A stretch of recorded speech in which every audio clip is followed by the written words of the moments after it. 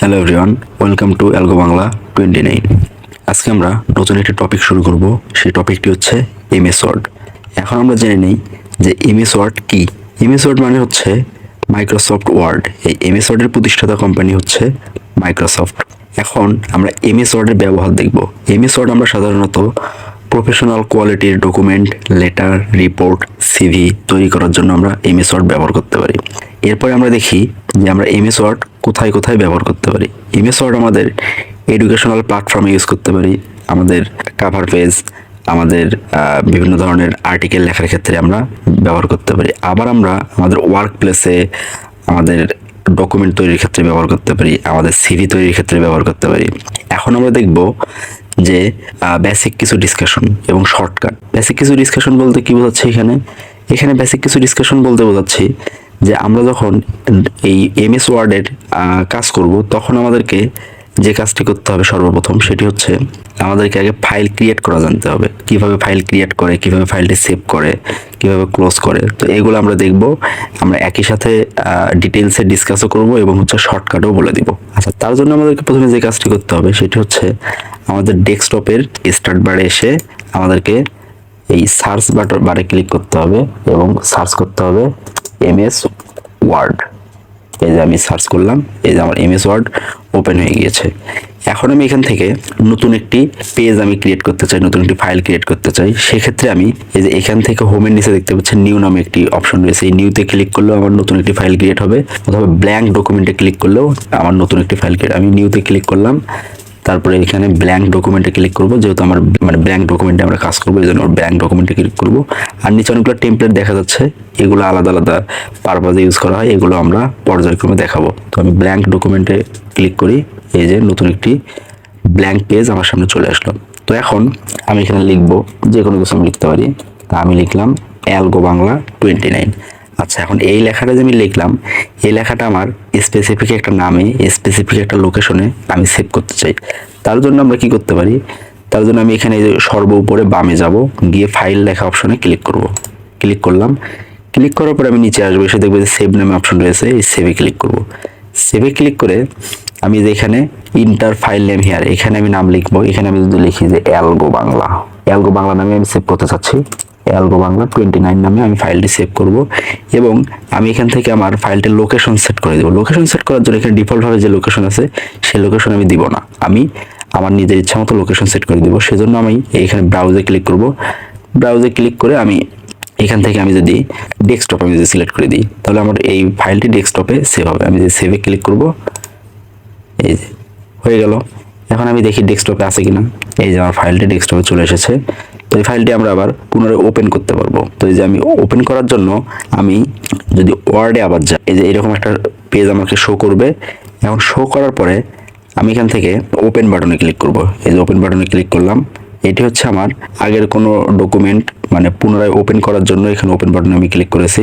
Click করার পর দেখতে পাচ্ছেন যে অ্যালগো বাংলা 29 ফাইলটি আমার এখানে চলে এসেছে। এখন এখান থেকে এটা রিসেন্ট যেহেতু ইউজ করা হয়েছে এই জন্য উপরে আসছে। এখন আমি আগের কোনো ফাইল ওপেন করতে চাই, সেক্ষেত্রে আমি এখানে সার্চ বারে নামটা লিখে সার্চ করলেই আমি পেয়ে যাব। আমি এখন এটার উপর চাপ দেবো, অ্যালগো বাংলা 29 এই যে চলে এসেছে। তো এই ছিল আমাদের হচ্ছে ফাইল সেভ, ফাইল ক্রিয়েট এবং হচ্ছে ফাইল ওপেন। এরপরে এগুলোর আমাদের কিছু শর্টকাট রয়েছে। তো শর্টকাটগুলো হচ্ছে এই নিউ ফাইল ক্রিয়েট করার জন্য আমরা Ctrl+N, এটা হচ্ছে আমাদের শর্টকাট। কন্ট্রোল এবং এন একসাথে প্রেস করলে আমার নিউ ফাইল ক্রিয়েট হবে। আর আগের কোনো ফাইল ক্রিয়েট করতে গেলে আমি Ctrl+O প্রেস করলে আমার ফাইল ওপেন হবে। আর সেভ করতে গেলে Ctrl+S। আর ফাইলটি যদি ক্লোজ করতে চাই তাহলে আমি Alt+F4 মানে ফাংশন কি ইউজ করব, তাহলে আমার ফাইলটি মানে কারেন্ট ফাইলটি ক্লোজ হবে। এখন আমি দেখব যে নেভিগেট ফাইল। নেভিগেট মানে হচ্ছে এই যে আমার উপরে যে সেকশনগুলো রয়েছে ফাইল, হোম, এইরকম মোটামুটি 12টির মতো সেকশন রয়েছে। এই সেকশনগুলা কিভাবে আমরা শর্টকাট ইউজ করতে পারি সেটা নেভিগেশনের মাধ্যমে আমাকে দেখাবে।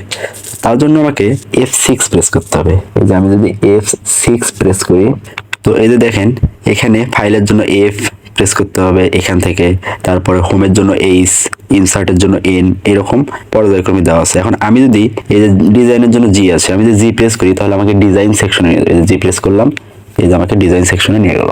এখন এখান থেকে আমি কাজ করতে পারবো।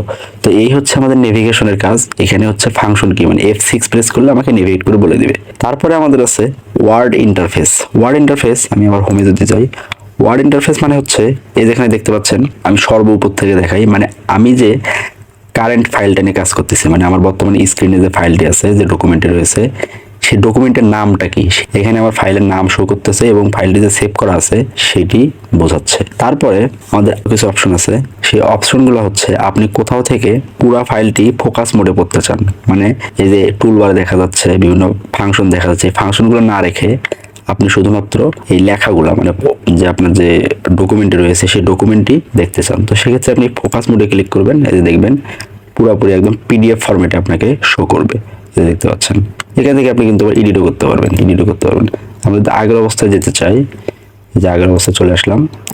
আচ্ছা, এখন আমরা দেখব এটা হচ্ছে রিডিং মোডে আমরা রাখতে চাই, মানে আমি ওয়ার্ড ফরম্যাটেই রাখবো, কিন্তু আমি এখানে কোথাও প্রেস করলে অথবা কোনো কিবোর্ডের কোনো বাটনে প্রেস করলে আমার কোনো চেঞ্জ আসবে না। সেক্ষেত্রে আমরা এখানে এই যে নিচে এই যে রিডিং মোডে আমি যদি প্রেস করি, এই যে এখানে এই যে দেখতে পাচ্ছেন রিড মোড, যে রিড মোডে প্রেস করলে এখানে দেখেন পরপর পেজ আকারে আপনাকে শো করাবে, এই যে দেখতে পাচ্ছেন।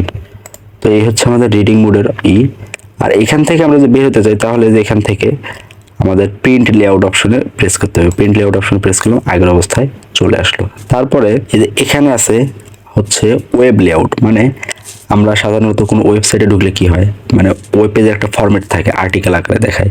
তো আমরা এখানে যে ডকুমেন্টটি লিখছি, তো এই ডকুমেন্টটি আমাদেরকে ওয়েব পেজের ফরম্যাট আকারে দেখাবে। তো সেক্ষেত্রে আমরা এখানে যে ওয়েব লেআউটে যদি ক্লিক করি, এটা দেখতে পাচ্ছেন ওয়েব লেআউট ফরম্যাটে দেখাচ্ছে। আর এখান থেকে বের হওয়ার জন্য আমরা আবার পুনরায় কোথায় যাব, এই যে এখানে যাব, প্রিন্ট লেআউটে যাব। এই যে আবার আগের অবস্থায় নিয়ে এসেছে। তারপরে আমাদের যেই পেজগুলো রয়েছে, এই পেজগুলা আমাদেরকে জুম করার একটি অপশন দিয়েছে মাইক্রোসফট। সেই জুম করার জন্য আমরা এখানে এই যে মাইনাস বাটনে ক্লিক করলে জুম আউট হবে, প্লাস বাটনে ক্লিক করলে জুম ইন হবে। তারপর এখানে আপনি ইচ্ছা মতো জুম আউট জুম ইন করতে পারবেন। আচ্ছা, এই ছিল আমাদের মোটামুটি ওয়ার্ড ইন্টারফেসের কাজ। আর এখানে এই যে বাম পাশে আপনার পেজ সংখ্যা দেখাবে এবং ওয়ার্ডের সংখ্যা দেখাবে। আপনার টোটাল পেজ হচ্ছে আমার দুইটা, এই যে এখানে দুইটা পেজ, এই যে একটা পেজ আর উপরে একটা পেজ। আরেকটি ব্যাপার, সেই এক পেজ থেকে আরেক পেজের যে দূরত্ব, মানে মাঝখানে যে গ্যাপ, এই যে গ্যাপ দেখতে পাচ্ছেন, এই গ্যাপটি কিন্তু আপনি চাইলে রিমুভ করতে পারবেন। সেক্ষেত্রে এই গ্যাপের মাঝখানে মাউসের কার্সর নিয়ে এসে আপনি ডাবল ক্লিক করলেই দেখবেন গ্যাপটা থাকবে না। কত সুন্দর মনে হচ্ছে যে শুধুমাত্র একটি পেজ, এটি একটি। এই ছিল মোটামুটি আজকের এমএস ওয়ার্ডের বেসিক কিছু আইডিয়া এবং বেসিক কিছু টুলবার সম্পর্কে আলোচনা। আর আপনি যদি আমাদের অ্যালগো বাংলা 29 চ্যানেলটিতে নতুন হয়ে থাকেন, তাহলে অবশ্যই সাবস্ক্রাইব করে দিবেন এবং পাশে থাকা বেল আইকনটি প্রেস করে দিবেন। ধন্যবাদ।